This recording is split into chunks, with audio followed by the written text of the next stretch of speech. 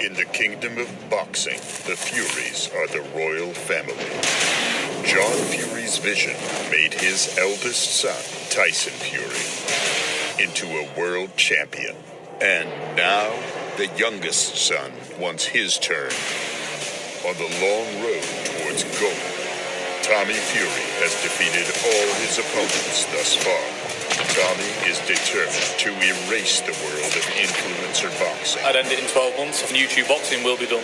Having already defeated the challenge from Jake Paul. Tommy Fury! However, there is one man who stands in the way.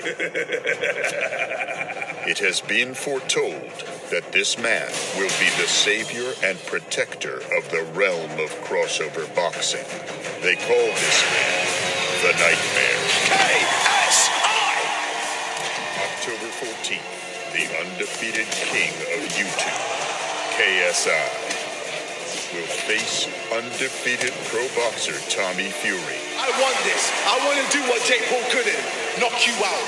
On Misfits and DAZN's X Series, the Prime card. You will be ticked off, and Misfits is going to be... No chance. Can the Nightmare save the dream? Find out live on pay-per-view. Yep, you'll find out live on pay-per-view tomorrow. It's crazy that this is a pay-per-view, but what's more crazy is the fact that this pay-per-view will do serious money. And earlier on in the year, we had that fight, the long-awaited fight between Spence and Crawford. It would not surprise me to see this making more money than that fight. Now, we start with the main event, which is KSI taking a big gamble here to fight Tommy Fury. He could have waited around for the Jake Paul fight, but instead he takes a more difficult opponent, a more polished boxer in Tommy Fury, who of course ended the undefeated record of Jake Paul.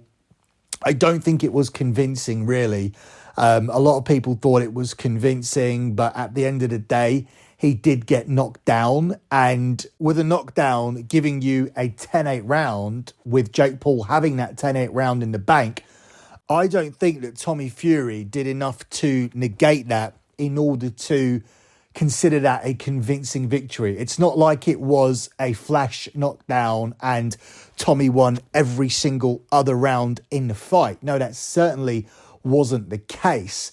I could have given another couple of rounds to Jake Paul as well. Like I said, I'm not saying Tommy didn't win, but it wasn't as convincing as people made out. It certainly wasn't the end of Jake Paul. He then went on to box again. He recently got the win against Nate Diaz, and these two are probably headed towards a rematch. Whilst a lot of people do want to see Jake Paul versus KSI, if Tommy Fury disposes of him convincingly, which he didn't do with Jake Paul, there is absolutely no reason to have that fight. But we'll see how he wins. He is the clear favourite to win at 1-3, with KSI at 5-2, and the draw at 12-1. The method of victory market sees Tommy Fury at 6-4 to win via TKO KO, and 2-1 to win on the scorecards again, as he did against Jake Paul. KSI is at 5-1 by TKO KO, and he's 7-1 to win via a decision. This is a 6-round fight, not an 8-round fight. So the decision is more likely here than it was for that fight. The fight to go the distance is 6-5 for yes and 4-6 for no. The double chance market sees KSI in rounds 1-3 or points at 7-2. And you get the same odds on KSI rounds 4-6 or points, also 7-2. Whilst Tommy Fury is the same odds in both markets as well. Tommy Fury rounds 1-3 or points is 4-6. Tommy Fury in rounds 4-6 or points is also at 4-6. Now, I don't want to be the guy to question how much of this is real. It's quite clear that YouTube boxing is real, especially at the lower level where you do see some big knockdowns or knockouts.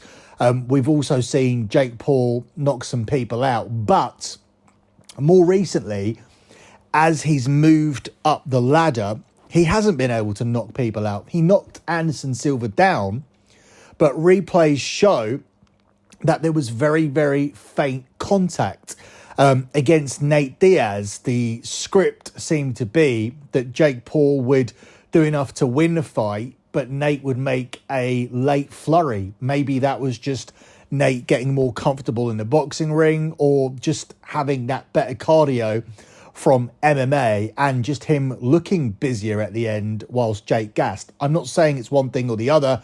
I'm saying it's more likely, in fact, to be that last scenario where Nate had a flurry. I'm saying that maybe Anderson Silva was clipped, and those stills that were put out on social media perhaps just didn't catch the right angle. I'm trying to give these guys the benefit of the doubt. But on top, everybody since Ben Askren and Tyron Woodley were knocked out, everybody is coming off looking good. Both fighters are looking good. Anderson Silva, he looked good because he made it 8 rounds with Jake Paul. Nate Diaz got to make that late flurry, but Jake Paul ultimately left with the win. Jake Paul and Tommy Fury went to the scorecards. Tommy won, so his reputation is intact, but Jake took a real boxer all the way to the scorecards and narrowly lost, and he got a knockdown. Logan Paul and KSI went to decisions initially. Do you see what I'm saying here? Everybody comes off well, and it would not surprise me at all to see these two going to a decision again, and KSI getting the respect of being able to push Tommy Fury through a decision, but Tommy Fury ultimately getting his hand raised as the one true boxer on the card. Fury comes in with a 9-0 professional record, but his best win is that win over YouTuber Jake Paul. And it was a narrow split decision, as I mentioned, with him suffering a knockdown. Now, he comes from the Fury family, but he's also been on reality TV. So this is more his side. This is more his side of things. I would say the YouTube Misfits side is more his side than the real boxing side of things, because I cannot see Tommy Fury beating any of the top 10 fighters in his weight class. As for KSI, he is one of the primary cogs in this entire crossover boxing machine. Love it or hate it. Without that original KSI Logan Paul fight, both in their amateur days at the time, 2018, and then they had a professional clash in 2019, the whole influencer boxing movement doesn't happen, and we don't get this podcast at all. So I do think that KSI will be competitive in there, because I don't think Tommy Fury is a good enough boxer just to completely outclass him and get him out of there as quickly as he should. Because I think a top level boxer wouldn't need more than 2 rounds to get rid of KSI. But ultimately, in the end, I do believe that Tommy Fury does get his hand raised, and I think it will come in the later part of the fight. So I'm willing to go with the double chance market here, because I do think that I'm torn. I'm torn between the fact that Tommy Fury is a real boxer and he should be good enough to get KSI out of there. And I'm torn between the fact that there is some sort of handshake agreement where Tommy Fury will win the fight, but KSI will be allowed to look competitive, because I'm not 100% convinced that all of this is 100% real, at least at the top level, because everybody in every fight seems to come away with their reputation intact. As I said, we've had the two distance fights between KSI and Logan Paul. We've had Jake Paul and Tommy Fury going the distance. And everybody that's fought Jake Paul recently, in terms of the higher level UFC guys, the bigger names, Nate Diaz and Anderson Silva, they made it to the scorecards. And I'm not saying Jake should have knocked him out, and I'm not saying that Nate or Anderson Silva should have knocked Jake out. I'm just saying that everything at the moment conveniently seems to make everybody look good, and it would not surprise me to see the outcome being the same here. The only bad outcome for KSI given that he's in there with a real boxer and has taken a massive step up in class here, is for him to be stopped in the first 3 rounds. So I'm just going to stray away from that outcome. I think Tommy Fury wins. I think he either wins it late or he wins it on points. I don't think I'm saying anything too revolutionary here, and I don't think anything I'm saying here is a hot take, which would disappoint people if you're looking for some sort of big price pick. But I can't just do that for the sake of it. And ultimately, my intuition lands me on this pick, which is only available at 4-6 minus 150. It is a 6-round fight. That gives it a stronger chance of it making the distance. I don't think KSI is a million miles off Jake Paul's level, although I don't think he's going to be as dangerous in there. I don't think he's as polished in there, but I do think that he will be doing everything he possibly can to keep his reputation intact and to make sure that he avoids a stoppage. And with this being 6 rounds, it does allow him to do that. He comes into the fight in great shape, as he usually does. As for Fury, he's not exactly a stoppage machine, even though he has had hand-picked opponents. He only has 4 stoppage wins in 9 fights, but the combined record of the 4 fighters he managed to beat inside the distance is 2 wins, 2 draws and 72 defeats. And I would probably argue that KSI would be able to stop those fighters as well. And I think that he is a level above those guys despite his novice status. So I'm going to take KSI to make the distance as well. But given the fact that Tommy Fury should be able to stop him, I'm going to give myself the cover of rounds 4, 5 and 6 as well. As I said, I'm not doing anything revolutionary. I'm not taking any major risks here. You're welcome just to take Tommy Fury on the scorecards, as that would be my main lean here if I had to choose between the two. If it was between rounds 4 to 6 by stoppage, or if it was Tommy Fury to win on points, I would take the points. But I'm going to give myself a little bit of security here just so that we can have a winning pick on the show. As for the other fight here, the co-main event between Logan Paul and Dillon Danis, this one has become a lot more personal.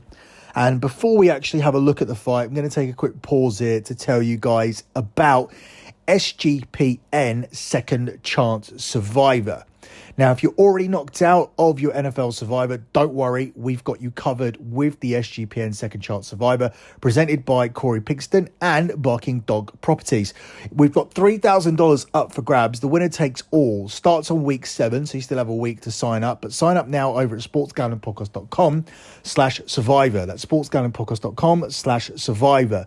Let me also take this pause to tell you to stop betting in the dark and join Hall of Fame Bets. You can join over 30,000 people researching with Hall of Fame Bets to craft more intelligent, data-driven parlays.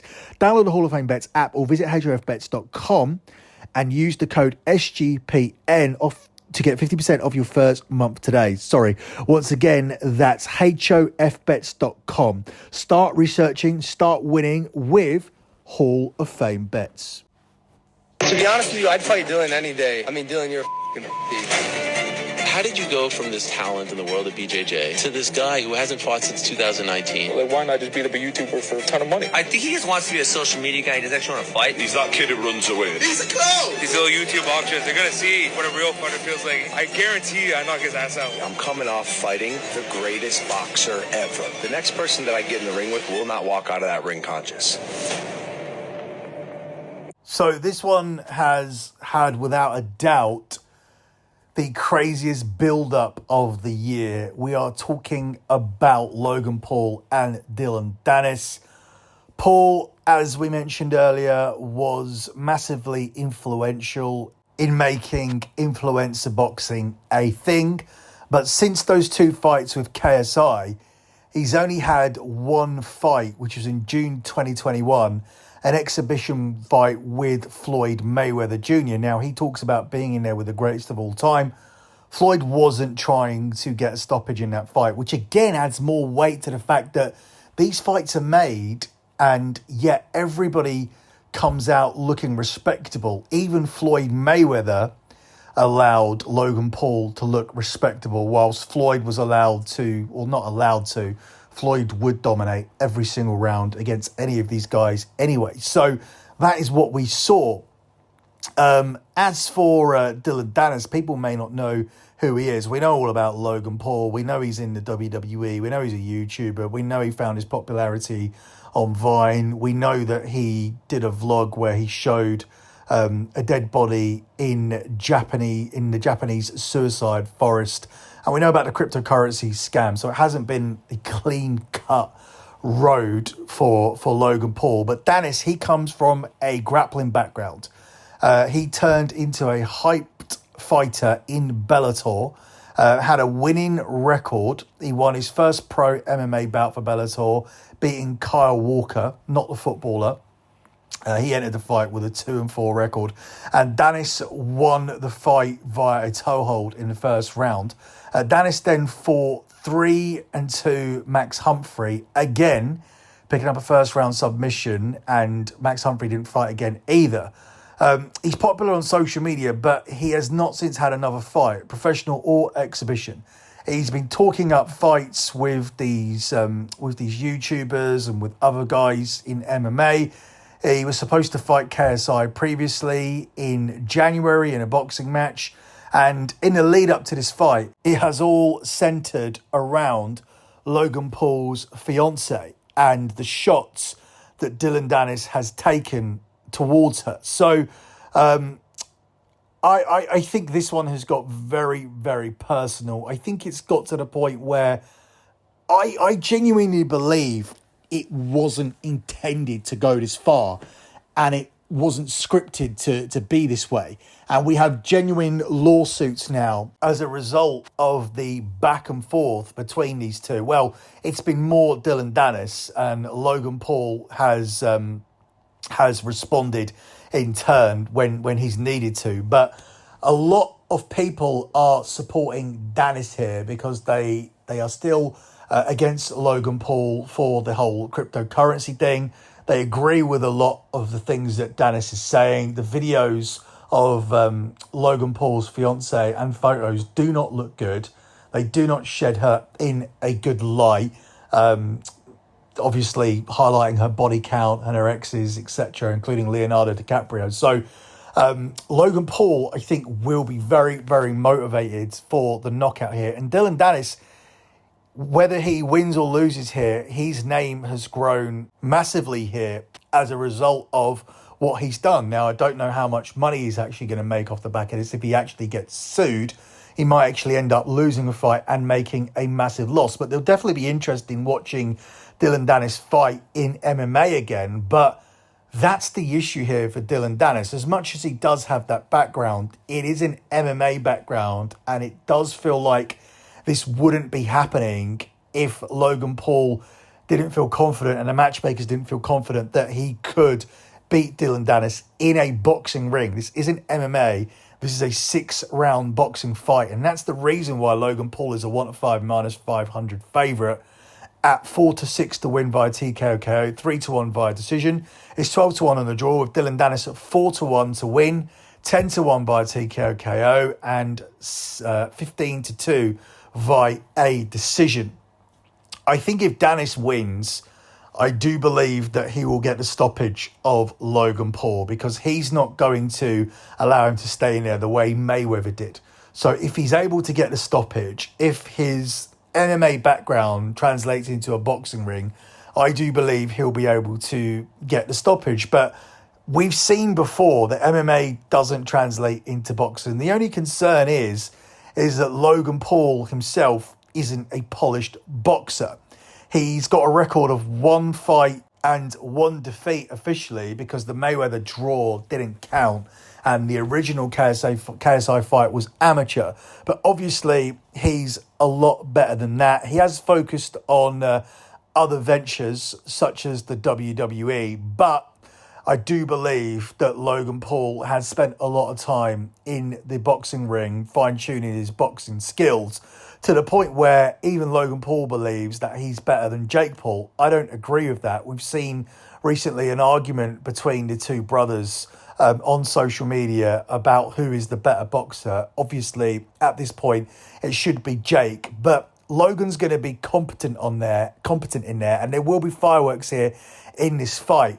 Danis is a hand-picked opponent because despite the fact he was an MMA guy, he was an MMA grappler, and we saw early in Jake's career when he was knocking people out from MMA, it was the likes of Ben Askren, who has never, ever been a stand-up fighter. And that's the same issue here for Dillon Danis. Grappling skills aren't going to do anything for you here in this fight. And despite the fact Mayweather did let Logan Paul hang in there, in my opinion, that would have given him some much needed, invaluable experience coming into this fight. Paul is a heavy favourite for a reason.